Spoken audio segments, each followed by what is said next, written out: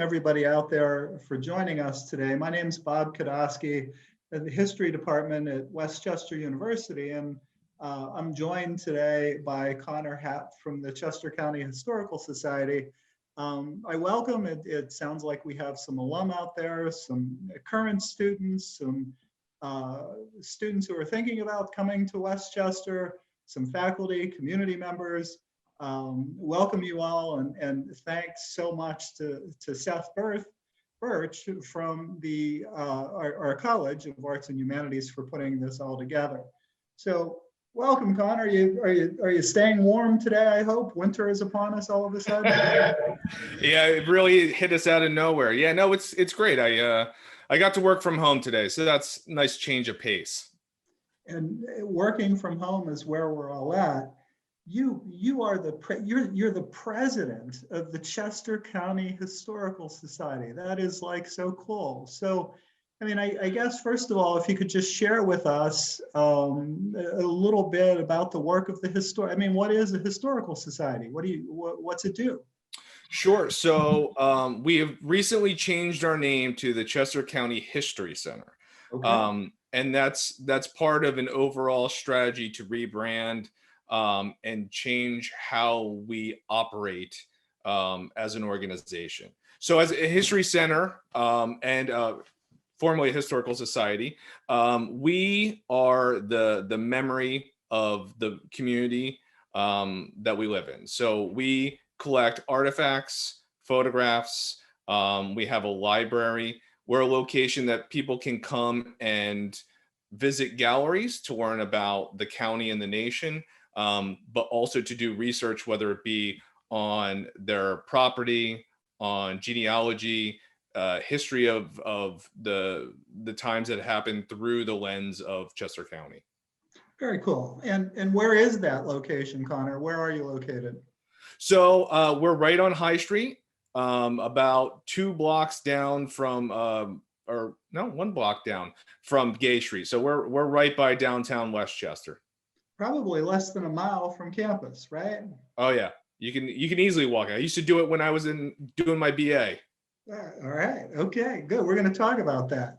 Let me ask you now, though. I mean, are you accessible physically? I mean, can people show up? I mean, do they need appointments? What's the guidelines? So we are open Thursday, Fridays, and Saturdays to the public. We have limited access in the library. We only have 2 people in the morning and 2 people in the afternoon to make sure everybody's spread out and we have plenty of time to clean up in between researchers.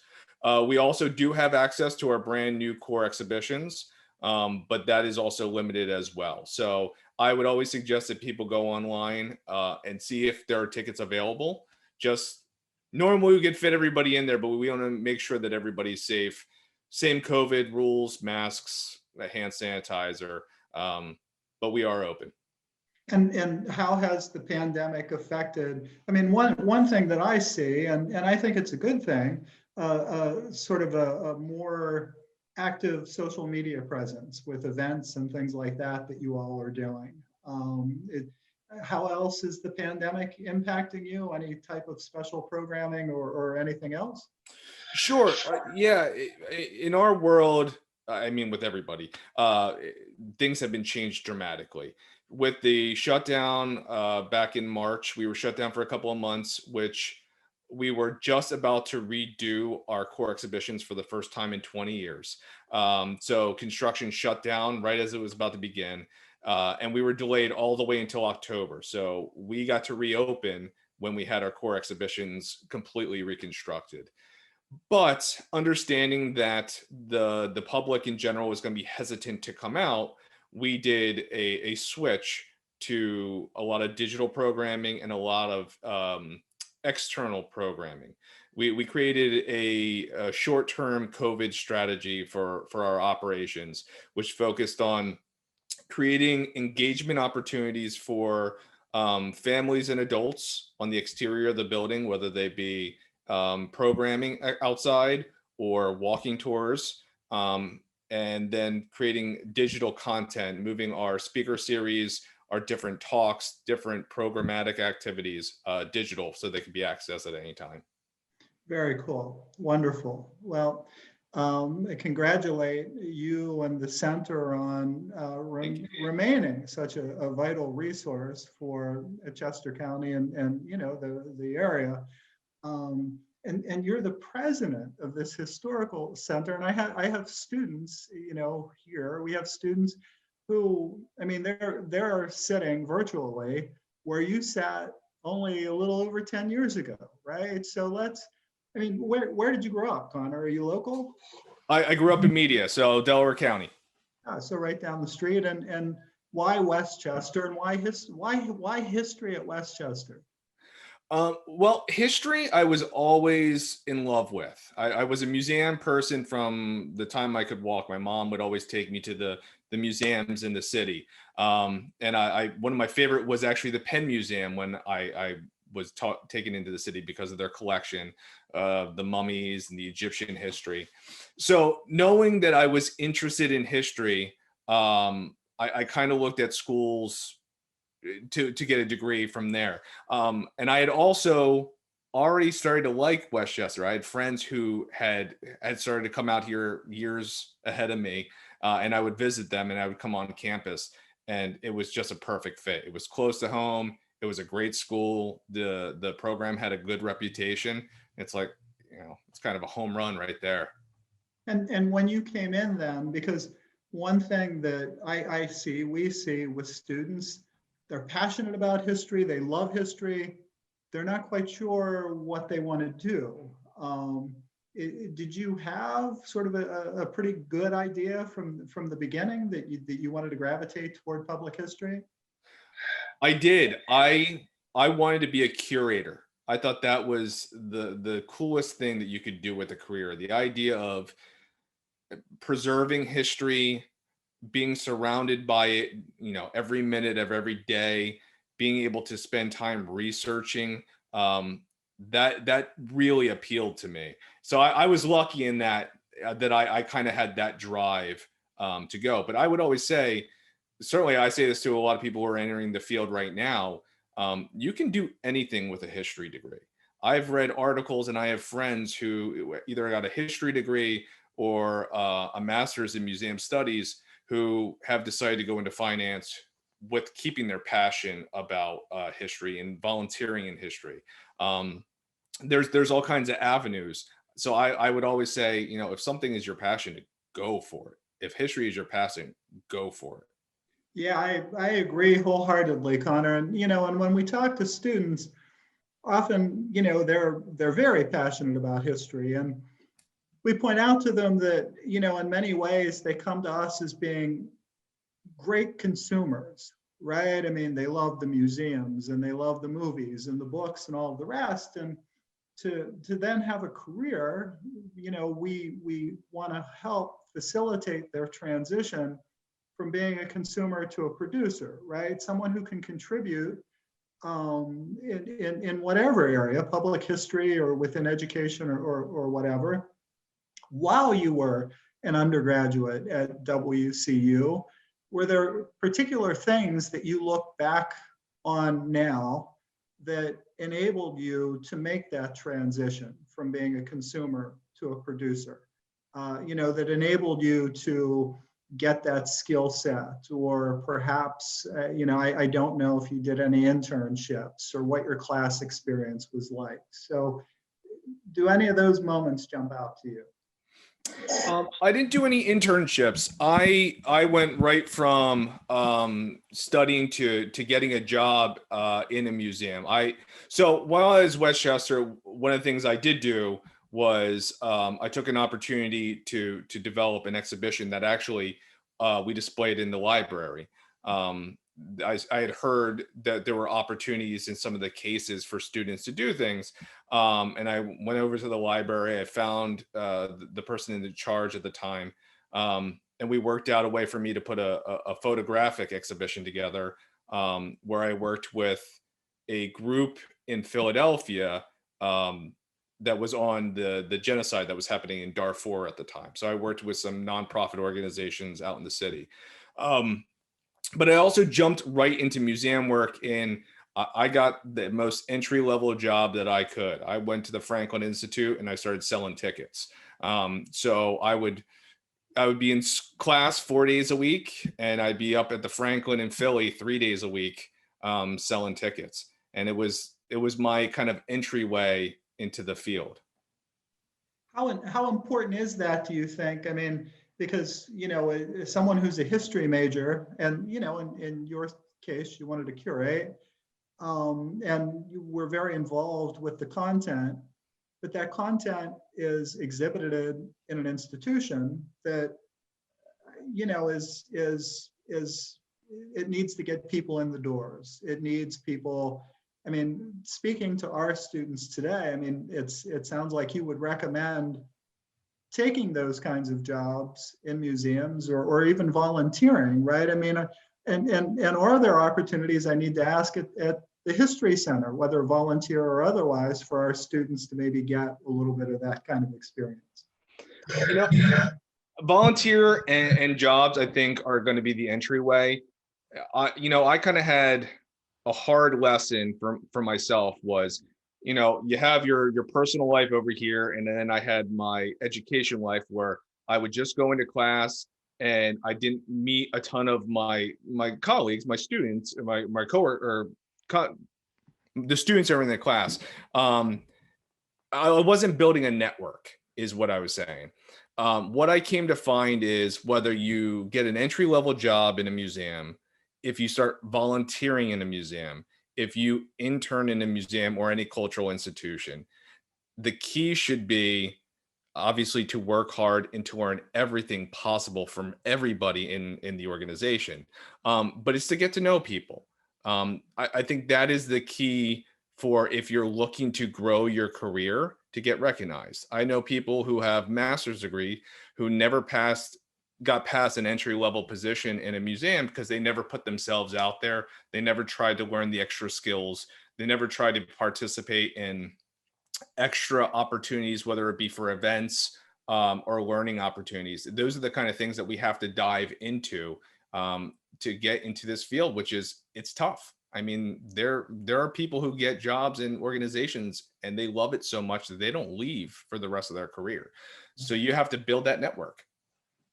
Yeah, I think that's well said. And the second part of that, Connor, are there opportunities at the History Center for students to, volunteer or paid or otherwise to maybe build the network? And if there are, how might a student go about learning about those opportunities and engaging with them? Sure. No, we have volunteer opportunities and we also have internship opportunities. What I would say is, we're getting a new website. Our website is not the most ideal right now. So if someone is interested in interning or volunteering in a certain department, we do have contacts on our website. I would just email the person in charge directly, and we see how we can work out, how the students can work with us or how we could use their help. I do know that we've already had conversations about how we can tie ourselves more closely with Westchester, to kind of grow this. And that's kind of part of our strategic plan moving forward. Yeah, and we'll certainly continue to do that. And we have a pretty strong internship program within the department, and an intern coordinator and all of the rest. And we'll continue that for sure. Your time at Westchester, is there a particular class or a particular professor that you recall? I recall them all. There were also some really great professors there. I had Dr. Hewitt, who actually, I think there's some books back here who are still from his class. Dr. Thames Taylor is going to be doing a talk Nice. with CCHC next month, which I'm very excited about. Jim Jones, Dr. Foster. There were great professors at Westchester that, I think about them often when subjects or topics of conversation pop up. Was there a particular class that you just couldn't wait to get to? Was there, that you just didn't want to end? Probably all of them. I hate to say it that way, but I am a history nerd. I really enjoyed going to my history classes. Well, that's good. That's good to hear. But, being a history nerd and looking at, sort of then your development moving forward, you went to graduate school and you have a graduate degree. What's your graduate degree in, Connor? Business.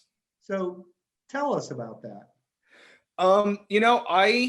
I always wanted to go farther with history, but I was looking at the opportunities that I saw in the field at the time. And I moved from the idea of becoming a curator into operations because I did find that I enjoyed that aspect of the museum world a little bit more. It's something I tended to do better at, so I kind of went that route. But there were three areas that I had seen, education wise, that people were successful. They either had a PhD in the subject matter, they had a law degree, or they had an MBA. And at the time, a couple years ago, when I was trying to figure out which route I wanted to go, I had seen a lot more MBAs moving into the nonprofit field. Whether it be from finance to like the Philadelphia Zoo, their CEO was in finance, to some other locations. I thought that was possibly going to open up some doors for me. So that's the route I went. And did you find that to be the case? Did the MBA, do you think, serve that purpose? Yeah, it did.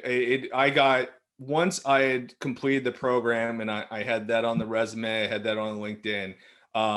It was surprising how quickly doors opened up. I don't think it has to be an MBA, and I don't think it has to be a law degree. It certainly can be a PhD.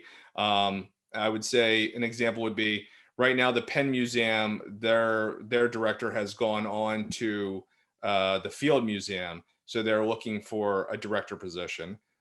They are only going to hire somebody who either has a PhD in history or archaeology. So even if I wanted to, I'm out of that position for good.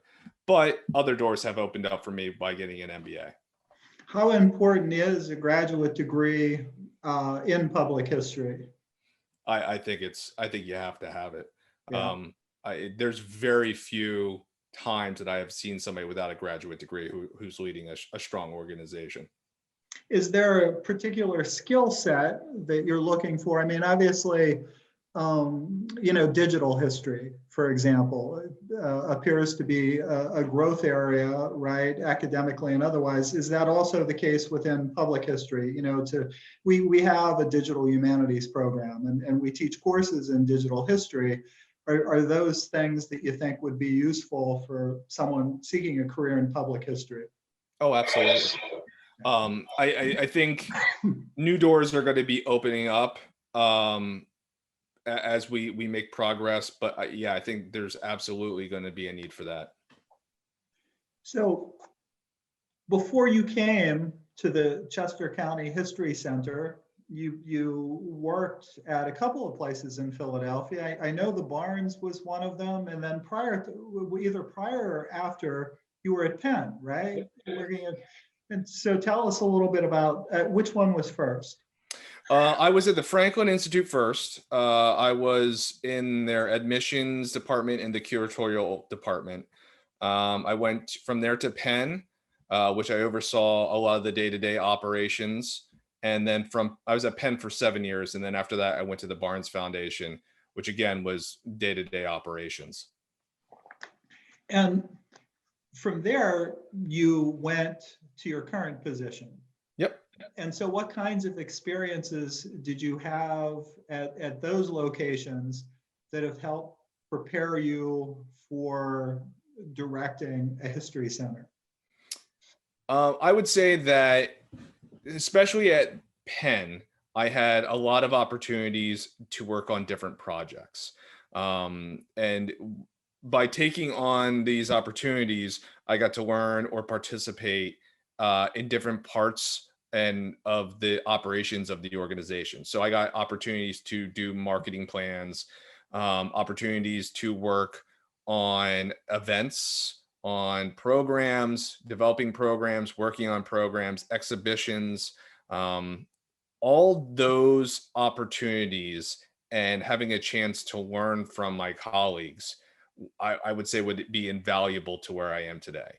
I am not an expert at all in a lot of areas in what our organization does. I believe I know enough to make sound decisions, but I rely on the experts within the organization.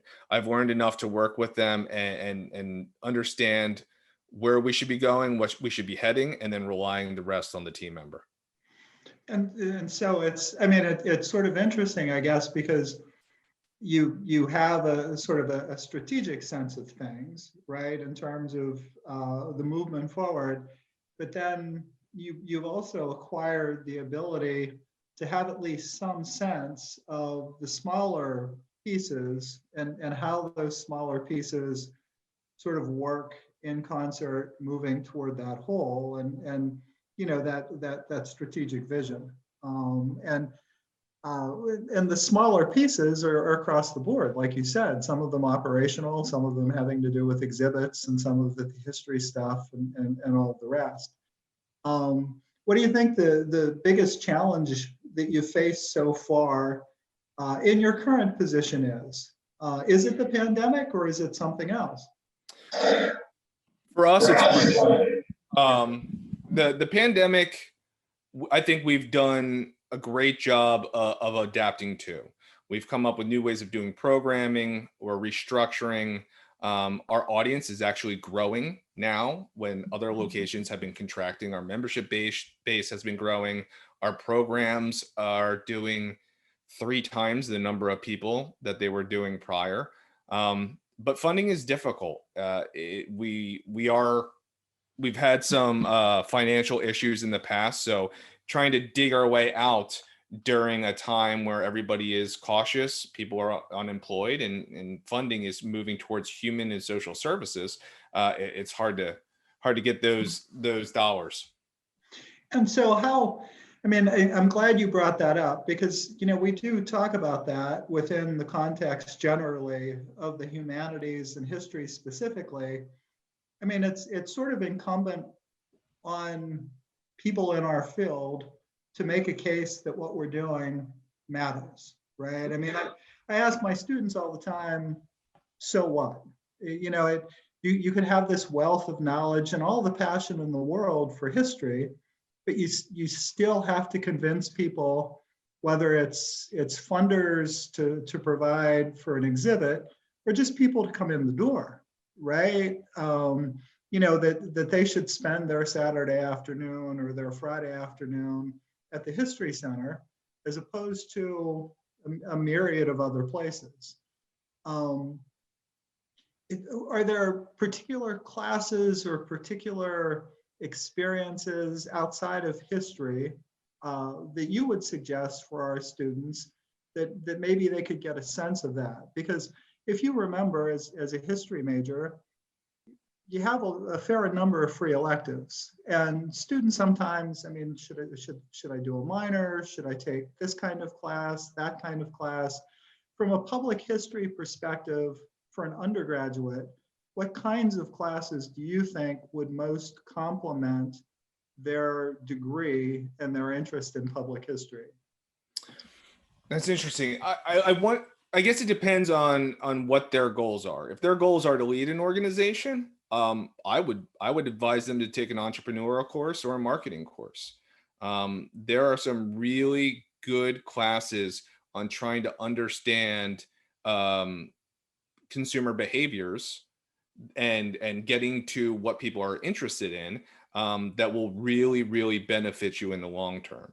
I think that's one of the pitfalls that people like myself have fallen into in the past. You think somebody is as passionate about history as you are, and that they're going to show up this year, great, fantastic new exhibition, and then nobody shows up. And when you ask somebody about it, they're like, well, why would I want to go see that?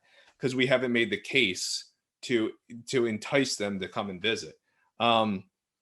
Writing, any kind of writing course would be great, because you have to write text. And that is a very difficult, surprisingly difficult skill set, taking all the information that you want to convey about a particular artifact and getting it down to 2 lines so somebody's actually willing to read that. That is a great skill set. So I guess it depends on the goals of the individual or how they want to participate. There's tons of routes, but there's lots of skills that you can learn. I'm glad that you said that, Conor, because I think my students, you know, when they write for me, I insist on them writing as concisely as possible. And I think they're happy with that at the beginning because they think, oh my goodness, I don't have to write 10 pages. He only wants 300 words, until they have to come up with 300 words that, you know, do the kind of thing that you're saying. I mean, it's something.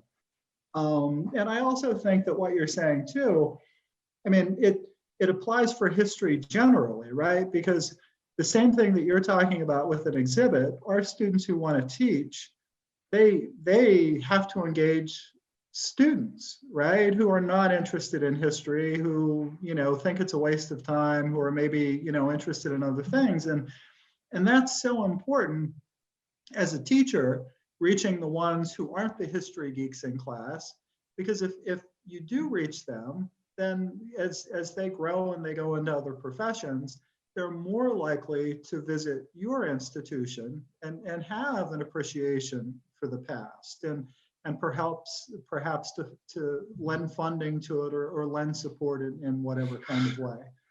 A big thing for us is growing that next generation of arts and culture visitor. So that comes to engaging K through 12, but also families, because we know that people who go to museums when they're little are more likely to be going to them as they grow up, and more likely to be funding them later on in life. So by engaging those audiences, that's how we're going to build our future. Will you, because I know our students have participated in the past, do you know, will you be hosting a National History Day? So could you tell us a little bit about that, and maybe opportunities for students to become judges as part of that? Oh, absolutely. So National History Day is a great opportunity for students to get involved in history. They establish a subject matter and topic each year. This year's out there, I believe it's communication. And students create projects that they get to display and participate in the National History Day. We host it every year for our area. I believe we are Chester and Delaware County we oversee. This past year, when COVID happened, we were the first group, I believe, that turned it completely digital right away, and we were able to still have it rather than cancel it, which some organizations did. Yeah, it was great. So we're very excited about this year. There are tons of opportunities for to people get involved in judges. So if anybody is interested.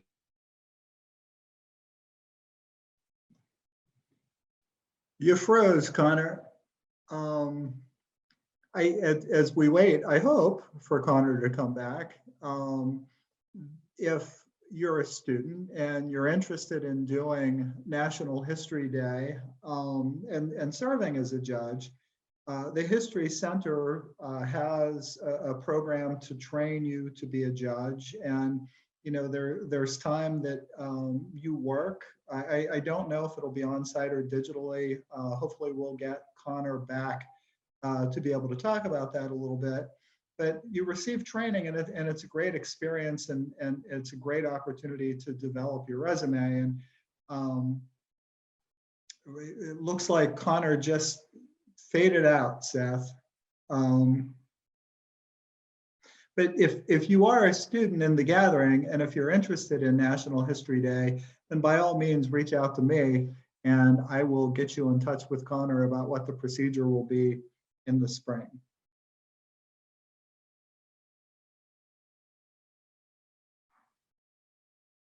I guess as we wait and see if Conor is able to come back, one thing that I do want to put out there, for if there are alumni here, and if alumni are interested in having a conversation with us to benefit students like this one, please also reach out to me and we'll set something up.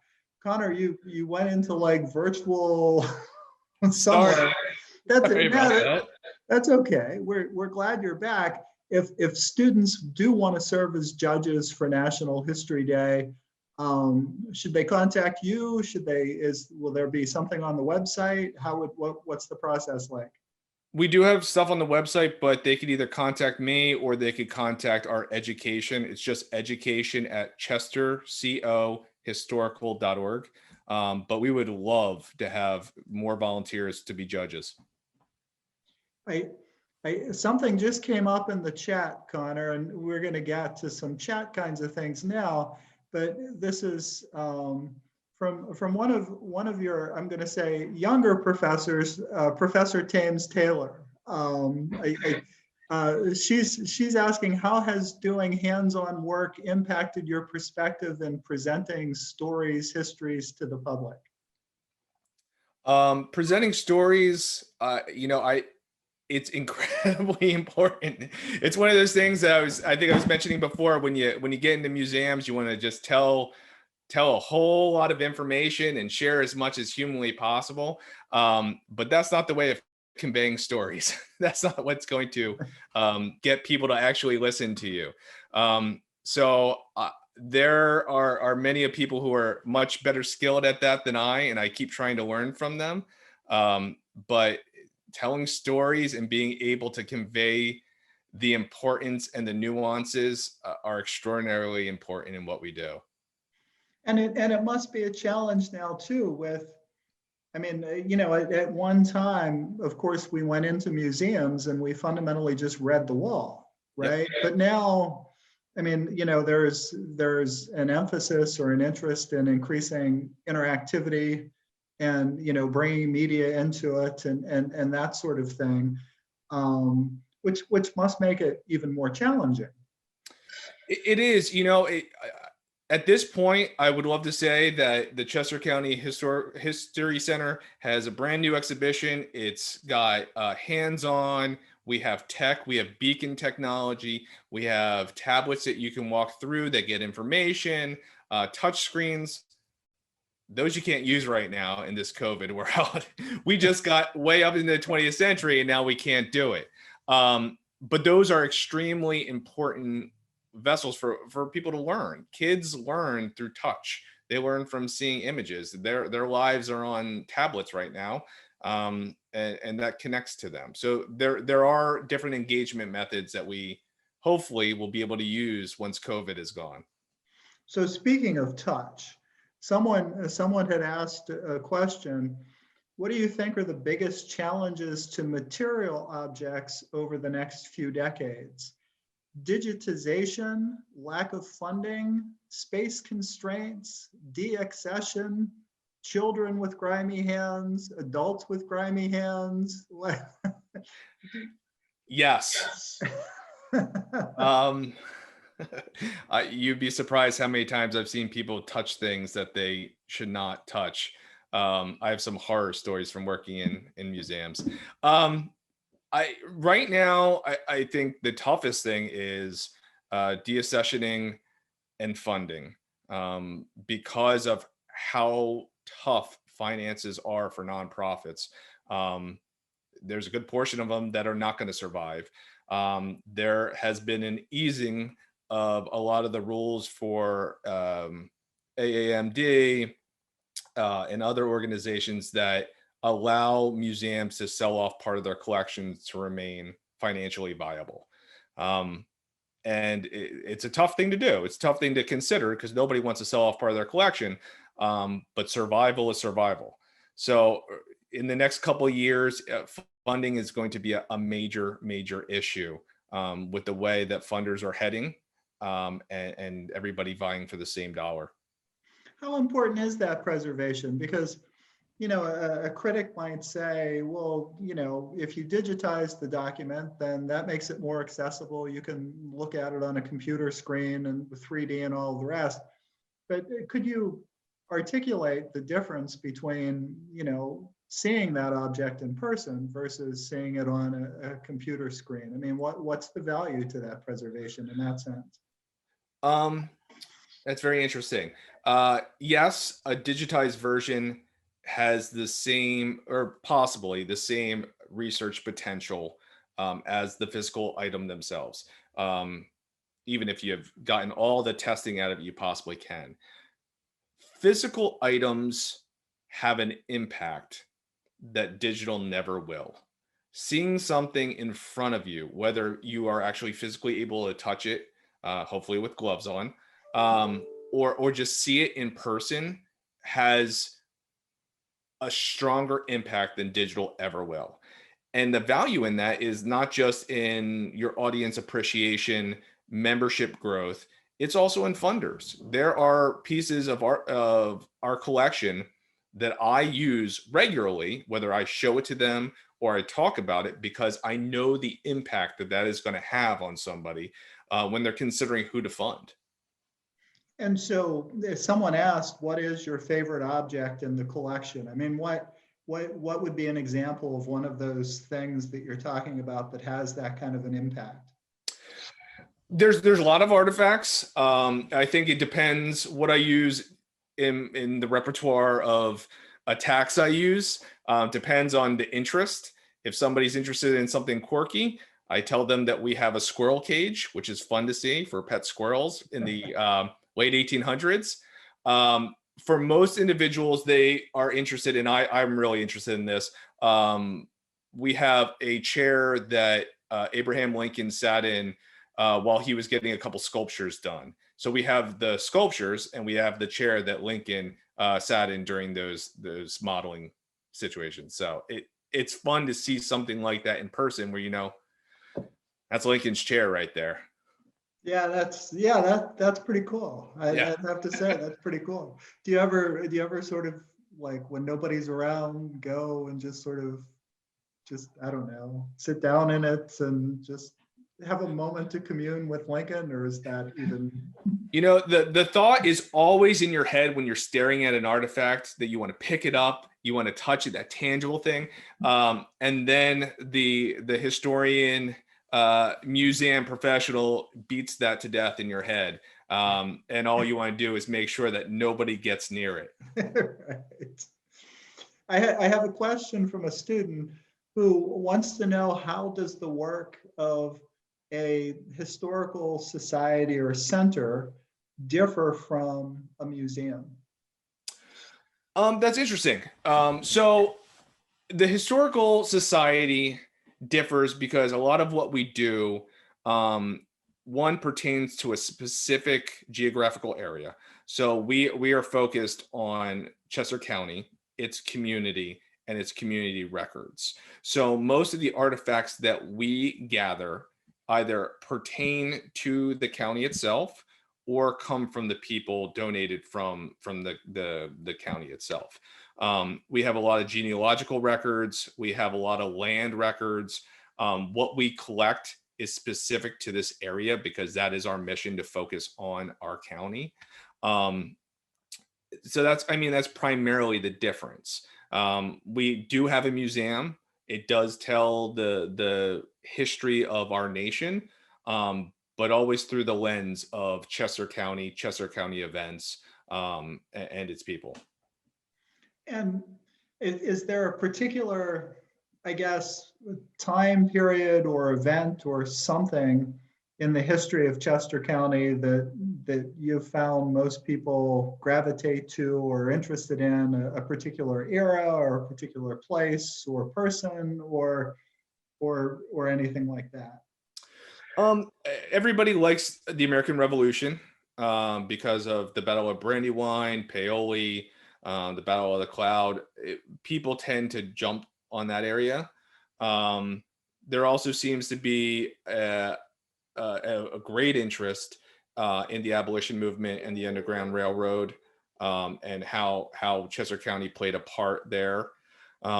I think people are a little bit surprised at the amount of participation there was in the Civil War from this area.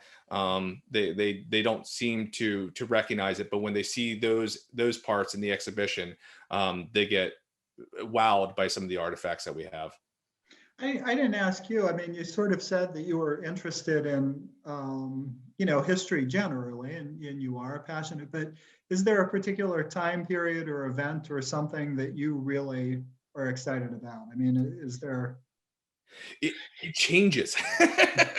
It's one of those things that I'll get really passionate about something for about 5 years, and then I get led down a different road. So for the longest time, it was ancient history. I started with Roman and Carthaginian, then moved on to Judeo-Christian, moved upwards in time, and for a while there, it was solely American history in the Revolution. But from then, it's kind of moved on. I like contemporary. I like looking into different topics. I'm not held by my interests, so I just go for whatever I'm passionate about at the time. People, and I guess going back to that, so what question, um, could you suggest, I mean, beyond sort of our own maybe individual fascination or passion, how would you suggest to someone that the past, in our department, we talk about history, the relevance of it. What is the relevance of history in 2020?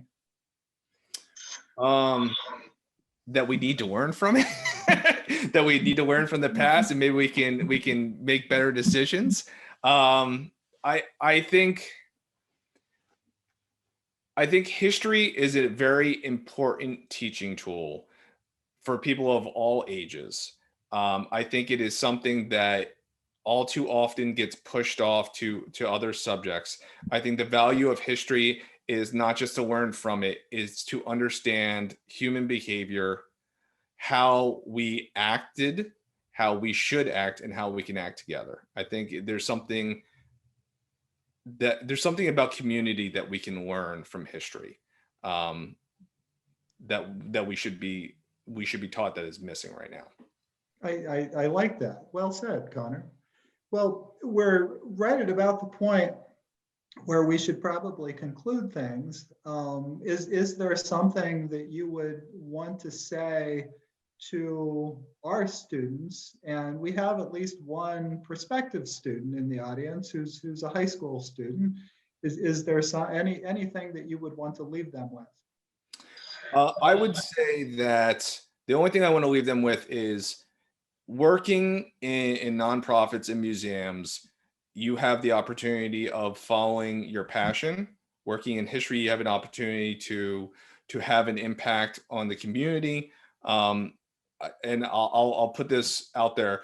We just got approved for a grant that we put in from PICO for $20,000 to create a one-of-a-kind membership program that is geared towards giving free admission to our organization and other organizations to people who are on financial, food, and disability government assistance.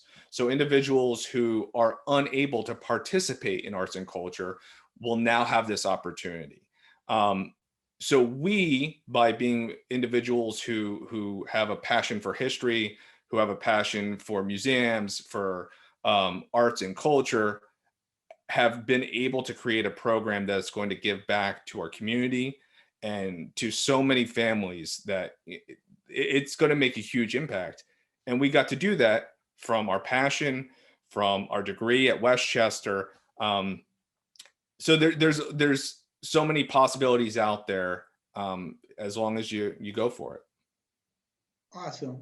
And congratulations on that, Connor. I mean, Thank that's really terrific. I'm glad to hear that. And We're excited.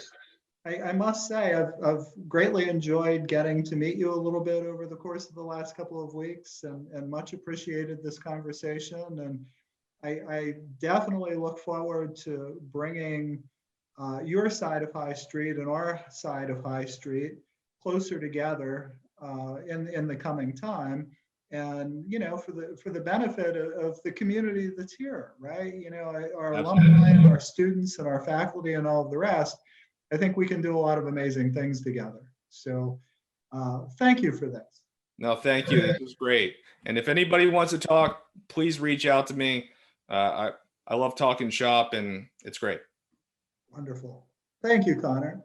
And thanks again to Seth for putting all of this together, and for those of you asking questions. And again, alumni, if you're interested in participating in something like this, then just let me know, because I'm sure our students would love to hear it. Connor? I know I mentioned it before, but I'll mention it again. There is a fantastic discussion by Dr. Thames Taylor that's happening with the Chester County History Center on December 1st on the Black Lives Matter movement. And I would hope that everybody here who's watching this would come and watch.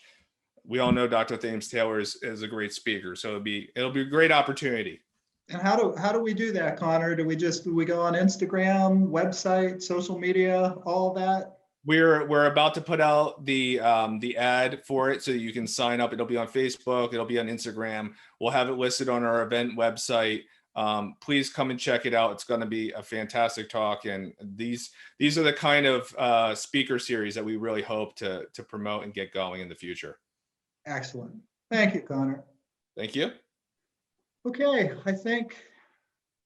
thank you, everybody. We'll see ya. Bye-bye.